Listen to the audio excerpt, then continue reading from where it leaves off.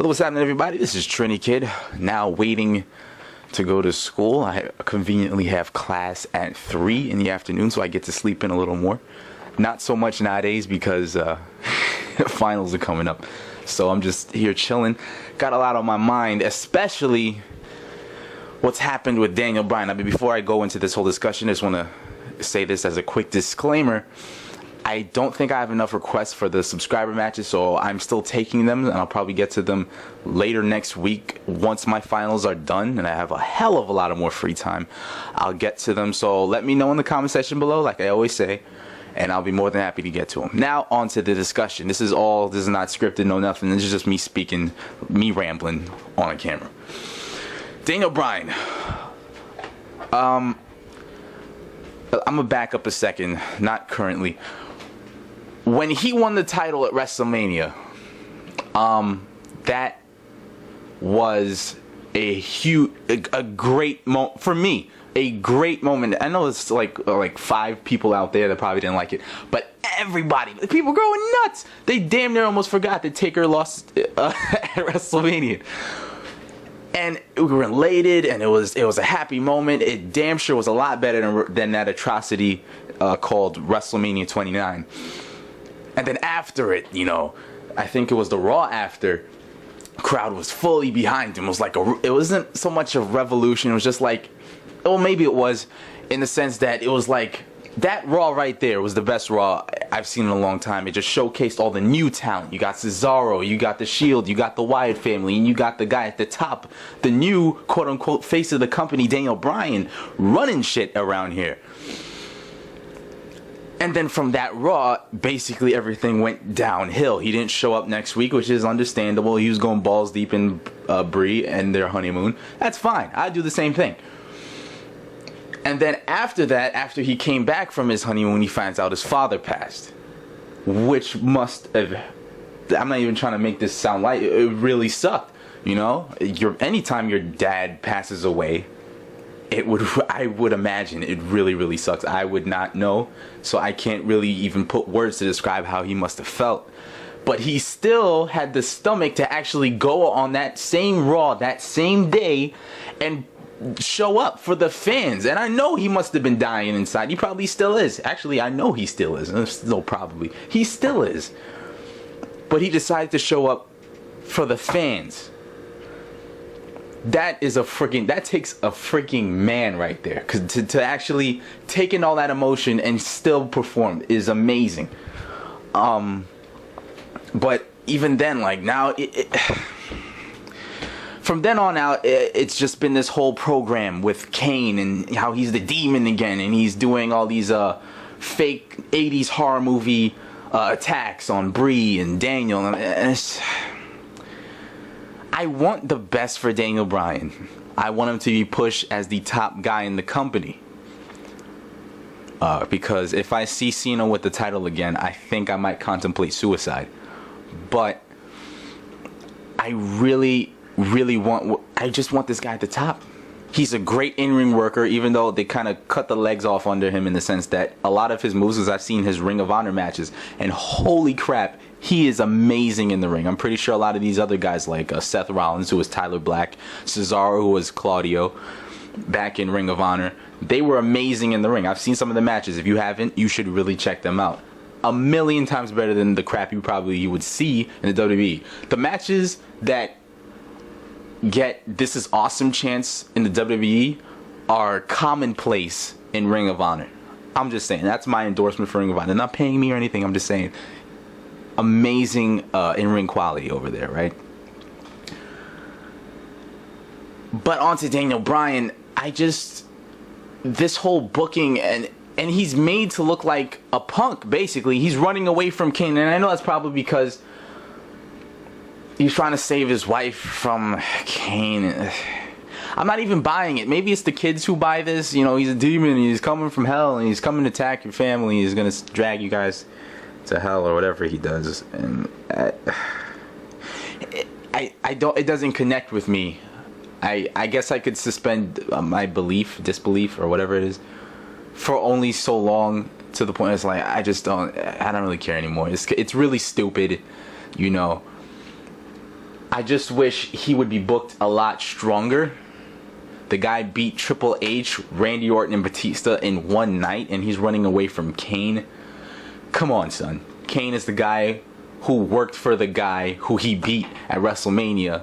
So basically, he's running away from the main villain's lackey, who, I mean, he beat the main you know what I'm saying? It just doesn't make sense, alright? It doesn't make sense to me. Daniel Bryan should be booked not as some flying goat. Every time JBL says flying goat, that pisses me off. He should be booked somewhat like Kurt Angle, in the sense that he can be a badass that makes you tap, and he has all these types of submissions to make you tap that he knows, alright? But they don't. He's got this whole yes thing, which is nice, I guess. It's cool. It's the nice yes. I'm not going to buy one of his shirts, but the yes movement, WWE coined the term. You know, it wasn't some organic thing. They artificially coined that term, which kind of took away the cool factor away from it for a lot of people. I know it did for me.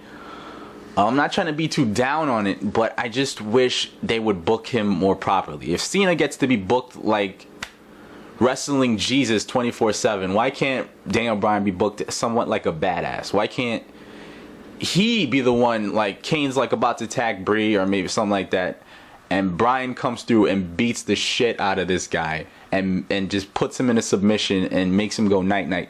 Why can't he do that? Why not? Why can't he just come through? Because I know Extreme Rules, he did some stuff. He put him on a forklift, yada yada. But that was in the end. He hit him with the running knee, walked up the ramp, celebrating. Then all of a sudden, Kane no-sells the freaking thing, stands up, and is like, well, this isn't over. And there was rumors that there were going to be a buried alive match, which would have been pretty cool. And I'm happy that he actually got to main event Extreme Rules, because I didn't think that was going to happen.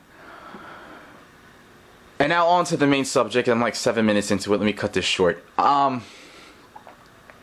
He's now hurt, and he's going to be out for like a long time, so I'm thinking they're probably going to vacate the WWE titles.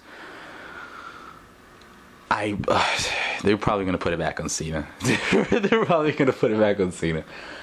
And I don't want to make it sound like I hate Cena. It's just, he's been at the top since 2005. If you're not aware, 2014 right now. Hogan didn't even have this long of a run at the top. So holy crap. If you talk about chewed up chewing gum, like, you know, like it's stale. I'm tired of it. Okay, he can chill around the upper mid card. That's fine. He'll still have his fans, but have somebody new at the top, and that's what I thought I was getting with Daniel Bryan. But now he's gone, and now who's gonna fill the void? CM Punk isn't coming back. I know a lot of his fans online wish and swear that he'd come back, but he's not. Even one of his close friends said he's retired. That's it. And plus, the guy's like 35. He doesn't have much of a career left. That's like, because around 40, I mean, you gotta like start thinking retirement. But it is what it is. But yeah, Daniel Bryan's gone with neck surgery this Thursday, I think it is. And I mean, now I know the Shield and the Triple H Evolution thing is gonna start main eventing. It's just, the bright side is that when he comes back, there's going to be a big, you know, ovation and this and that, you know, when characters return, when when wrestlers return, they get some huge ovation. That's going to be pretty cool. I just want his return to be a surprise. I don't want it to be announced. Daniel Bryan returns next week. Like, no, don't do that. Have it be like somebody's talking smack, or maybe Stephanie's in the ring with Kane or something. She probably isn't going to be in the ring with Kane, but you know, somebody's talking smack, and all of a sudden Daniel Bryan comes back to get his titles. Because I'm pretty sure if he's going to be gone for like, let's say a month, they're not going to keep the titles on him because they have to keep it going. You know, so he can always come back to get them. I would like to see him in a feud with Brock Lesnar. Maybe Brock gets the titles, and they have a program where Daniel Bryan goes against Brock Lesnar. Brock Lesnar's a whole different situation, and they booked him at the beginning. They booked him like crap or whatever. I don't know how the hell he lost to Cena in his first match back. It's a freaking UFC champion, Division 1 heavy, whatever, and he loses to say whatever. Anyway, but that's it. I'm just like really bummed out about this because Daniel Bryan was basically my reason for watching now. I mean, Dolph Ziggler's getting buried. Cesaro's in a flux between face or heel. CM Punk's gone. There's that. And Shawn Michaels retired like 4 years ago. I mean, Brock Lesnar would be a reason, but Brock doesn't show up as much. So I really don't have as many people to watch. I really don't have any people to watch. I think last Raw, after Daniel Bryan left, after his promo, I basically changed the channel. Because after that, I really didn't care about anything else. I don't care. Cena's back in the main event. I mean, I don't... Actually, Bray Wyatt's going to be back in the main event, but... I mean, not back in the main event, but he's there for me to watch, is what I mean. I'm talking all over the place. He's another character that I'm very interested in. If he could only, get a clean win, but, I don't want to talk like a Cena hater, but I'm just stating facts. Pigs will fly before Bray Wyatt gets a very clean victory over John Cena, which isn't going to happen, so whatever. It's not like we're trying to make this guy into a monster heel and make him look good. No, we have to protect Cena, even though he's based, nothing can hurt him at this point. A loss is not going to do anything to hurt him. Why can't we just build new superstars? And we lost a really good one, Daniel Bryan.